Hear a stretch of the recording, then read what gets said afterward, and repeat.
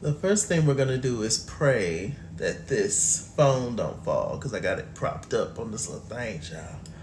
But finally I'm able to do my On the Way Up Atlanta season 3 reunion part 2 and 3 review. So here we go.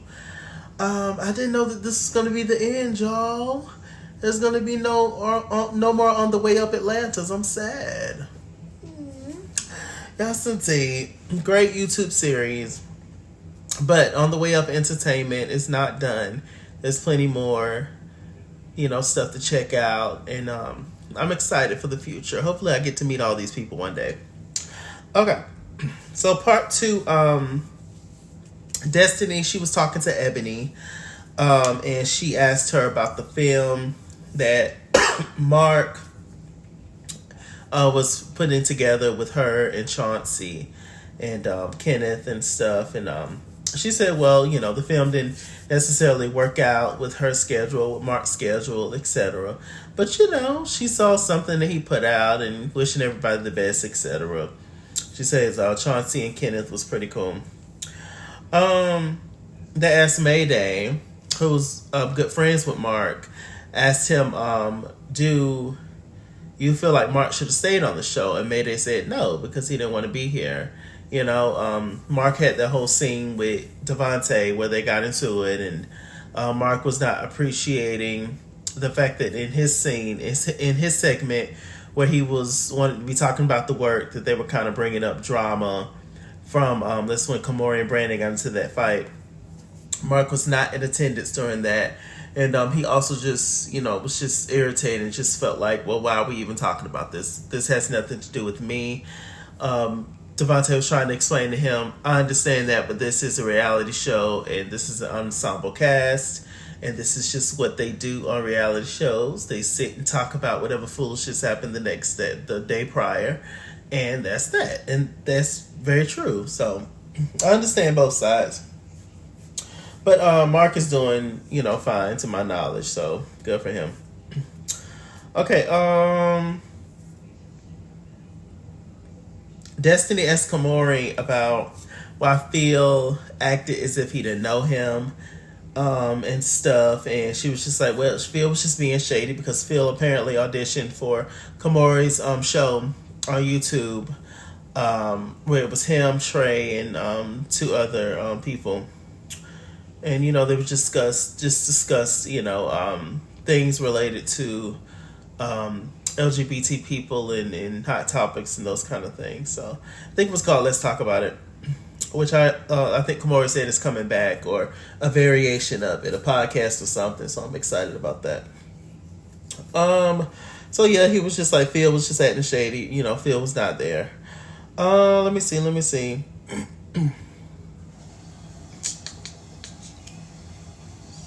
So we got this whole thing about Kamori being a friend to the show. It was kind of, the thing this season as it pertains to Kamori. Why is Kamori here? Who invited Kamori, etc. At the whole, was it the bowling alley? I think at the bowling alley.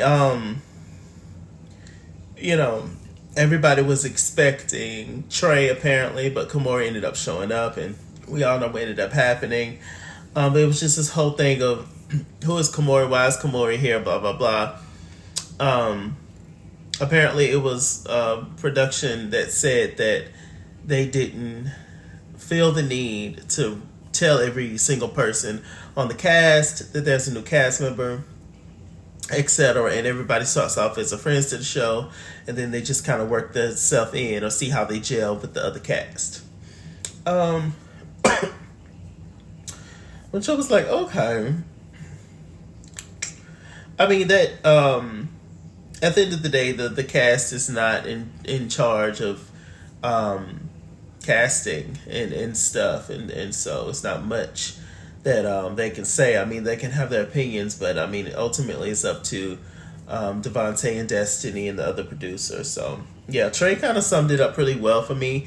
He was just like, this is a job and you're coming here basically trying to tell the boss who to hire and all that kind of stuff, and questioning the boss's decision when your name is not on the payroll, you don't write the checks, so it's just like, well, I kind of understand that, child.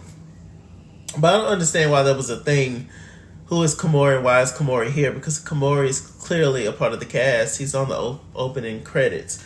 So I just didn't get that whole thing why they... But, now I kind of get it, because I guess they really didn't know. Actually, multiple people on the cast said that they thought that he was just, a friend to the show. They got on family, the different family dynamics they each have. We got on DJ and his love for his mom and his dad. His dad passed, and him singing at his dad's grave site. His song that he dedicated to his dad. Super emotional, super brave of DJ to do that.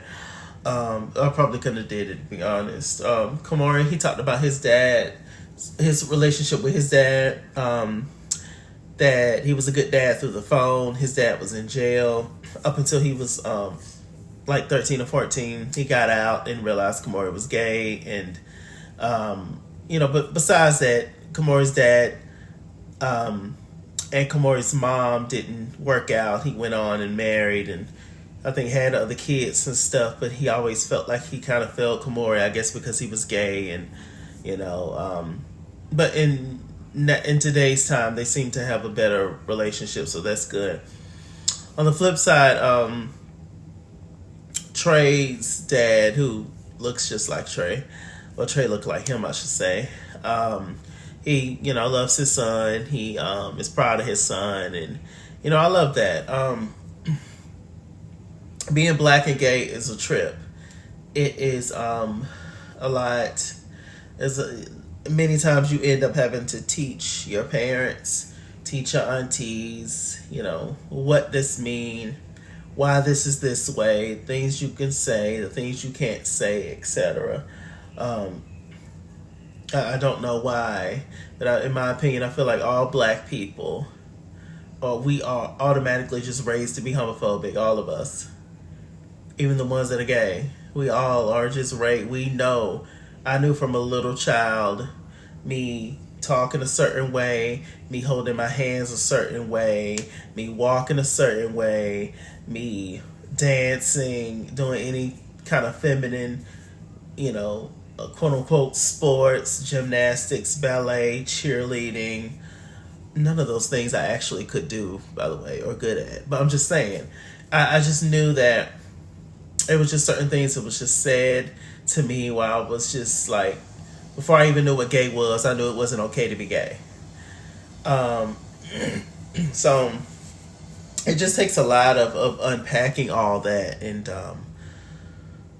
people are afraid or steer away from what they don't know, and so I'm glad that in some cases people are opening their minds and hearts up to the fact that gay people are here. It is what it is. Nobody was, we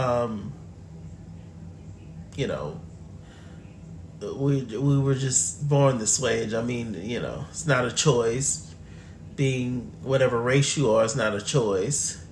It's not a choice. It's what it is, but we are the same in many different ways. So I got on film and how close he is with his mom. I love his mom.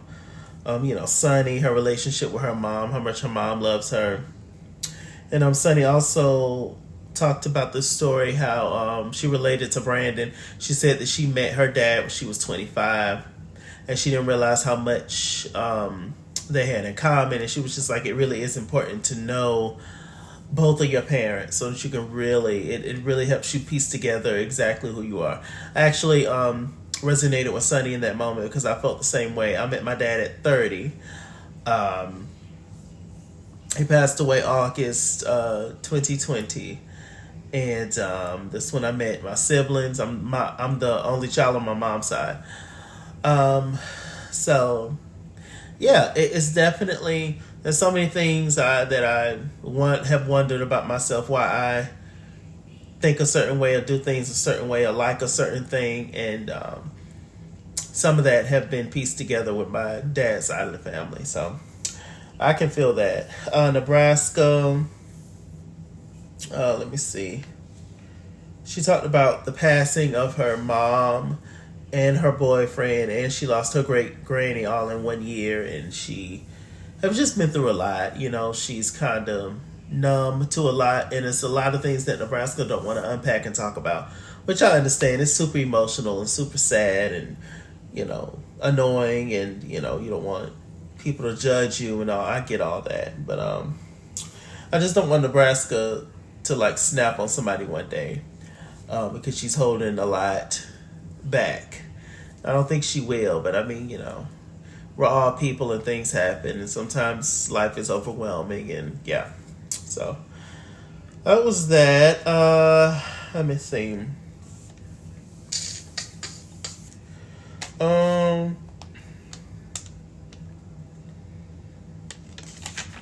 Nebraska talked about how she's the only one in her family to graduate college, and how she has relatives. They don't talk to her, and they're not close. They don't really support her like that. And yeah, I mean, we can all relate to that, you know, especially like with certain cousins and stuff that you grew up with. But as you guys become adults, you realize you don't really have much in common as adults, or, you know, you just move off and go your separate ways, or they just become a different people, a different person, a person that you don't like or recognize. There's always going to be love there, you know. But yeah, some families just like, okay, love you, you know. But, So the next thing we see is the beautiful Jair. Jair is Mayday's boyfriend with his badass outfit. Child, I watched my first review, recap of the reunion, season 3, to get into Jair's full outfit. He's sickening. They asked him about his relationship with Mayday and how does he feel as dating a musician, etc. He was just like, well, it's pretty dope, it's pretty cool. I understand him and how he moves. He understands me. He's helped me out. I've helped him out. They seem to have a really healthy relationship. So shouts out to Mayday and Jair. And Jair has a song out called Choke on These Nuts, which is perfect. I got on Sunny and Ebony. We found out that Ebony went kind of through like a little downfall. She kind of went through a depression moment at one point, but Sunny was right there to help her, and I love that. I hope they make it the long haul, Sunny and Ebony. We got on the whole diss track, child. Destiny asked Brandon, did he write the diss track for clout? And he was just like, well, I'm still broke, so no, I didn't write the diss track for clout. There was nothing to clout off of as it pertains to Trey. And, let me see. And, you know, Trey was giving his comebacks and going back and forth.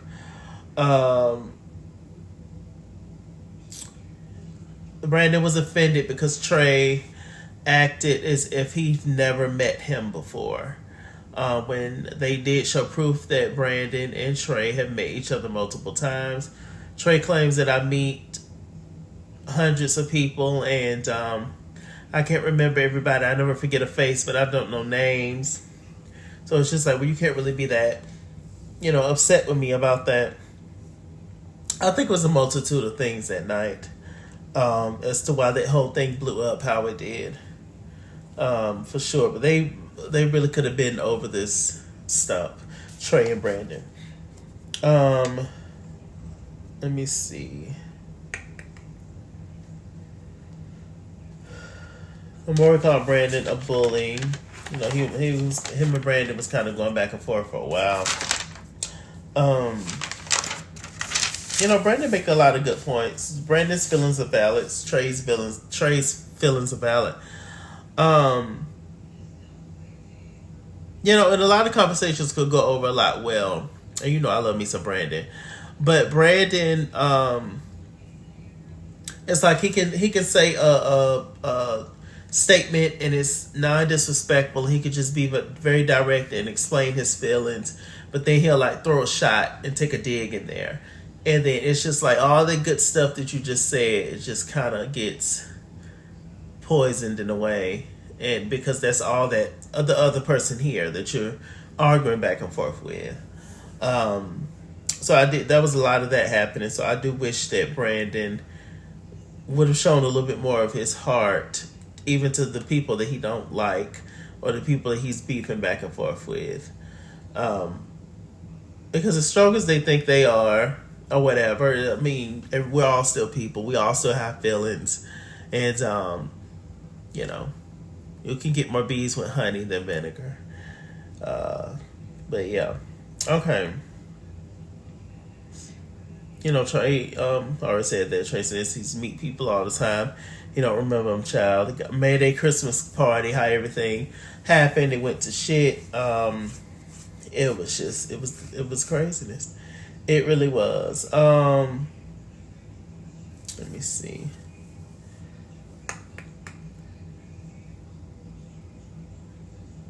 They talked about the BU event, Kamori's event. I would love to go one day.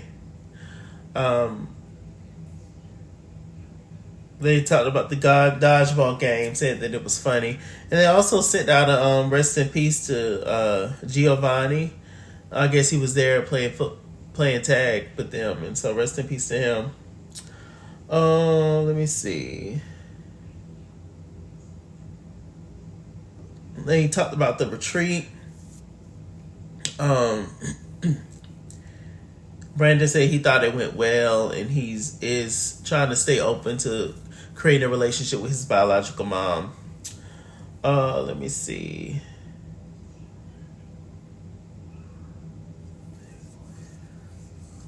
DJ also mentioned, he said that one thing that he learned during the retreat was to not check for people who ain't checking for him. If people don't like him for the fact that he's gay or dark skinned or, you know, whatever it may be, he realized that those are not his people, and he's gravitated towards people that's actually for him. I said, well, amen. Let me see. Brandon actually apologized to Kamori. He did, and Kamori apologized back. It was actually quite sweet. The Trey and Brandon apology never happened, but we're gonna keep hope alive, aren't we? Brandon says that he felt like it was an ambush at the Dave & Buster's. Nebraska assured him it was not an ambush, and so did DJ and Brandon. Let me see. And yeah, so I guess it's just an opinion. It's just up for, you know, debate, that whole situation. Let me see. They went around the room asking everybody what all they had coming up. Brandon, he has a documentary, and he's dropping a few singles. DJ has an album that's out now. Diijaithesinger, Diijaithesinger. And he's also singing background for Kelly Price. She was a friend of mine. She left with my man. She lied and cheated and took all I had. Yes, Lord. Morning will shine after the rain, yeah. Child, I'm drinking this dairy and the vocals are out of control, but that's fine. I feel so lost. Don't know why they did this to me. Yes, God. That Soul of a Woman intro. Nasty. You hear me? Anyway. Yeah. You lied and cheated. Yes, Lord. You should have told me I wasn't small enough. Listen, we're not gonna do Kelly. Let me see. Mayday. He's working on his full length album. Trey is on Amazon Prime with Devonta, a movie, and he's also on Amazon Prime with Devonta. No, he's also on Out TV app with Devonta the series. So good for Trey. Kamora, he's working on more events and a podcast. Ebony, she's into making her own content, making her own, like movies and all that kind of stuff. So good for her. They're all pretty much doing things. It's lovely. Nebraska, she's dropping just music. Devonta Lamond, he ended up coming out, the creator of this whole show, the director, the producer, just everything, child, the king of On the Way Up Entertainment. He talked about how Trey has gotten the brunt end of the ridicule and stuff while being on the show.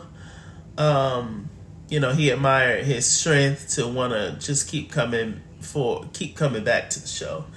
Out of everybody that started from season 1. He thanked them all. He says many more documentaries, many more content on the Way Up Entertainment. But this is the farewell season of On the Way Up Atlanta, which I had no idea about. I was so sad, low-key. And I am sad about it. Because I was very much so looking to review the show next season. And I said at one point I was going to do a video when I started watching the show this season on who I think should stay, who I think should go. I think they all should have stayed.